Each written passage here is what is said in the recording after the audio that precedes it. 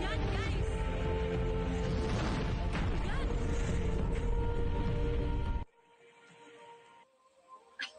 Itsura ko. Wow! Wow! Thank you po! No, no. No, no, kill it! Sabihin mo pa iyong damdamin, hayaan na lang tumibok ang puso mo para sa akin. Okay, may nagsabi, bading po ako. Girl sing. Okay, na.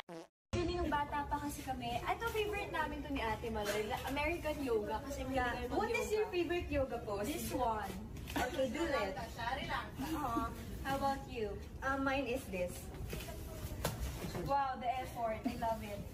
Yeah. Yes, yun. Bago kami matulog kasi kinakwentuhan kami ng mom. Yeah. Ng yoga book? Ng yoga book. Actually, ang dami talaga namin doon natutunan. Tapos, naiyak ako. Excited na miss ko siya eh. Anyways, bye! Meow! Meow!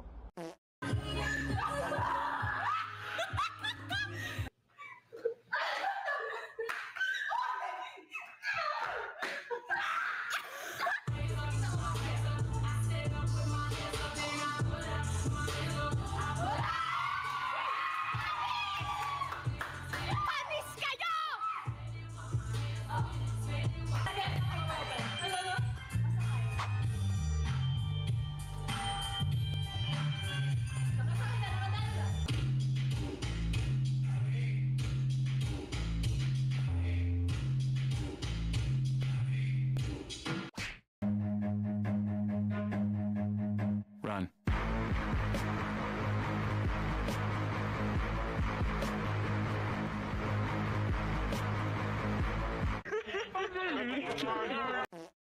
Sige, tawa lang ng tawa. Ha ha ha! Ako pa ba ay nakikita? Nalilimutan ko ang itsura ko. Kapag kausap na ikaw, sana naman ako kakinggan. At nang ikaw ay mawinawan, dahil nabihag mo ang aking haningin at damdamin. Oh, chinitor. Chinitor. See, I got you like you like me. Everybody in the world, it's just you and me. And I won't stop until the world, till you stop in loving me. And I know I don't care you, but you're gonna love me. Tawa nung tawa, di naman narinig. Tawa kayo ng tawa. Bakit? Gusto niyo ba mag-asawa?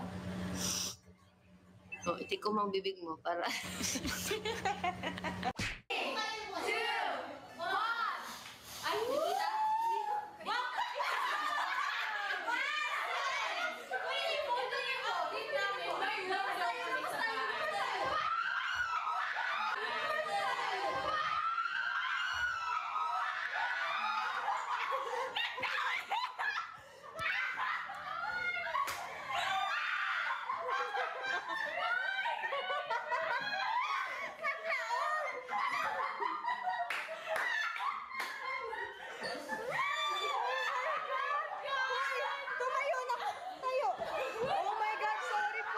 Huwag yung pansinin yung orange.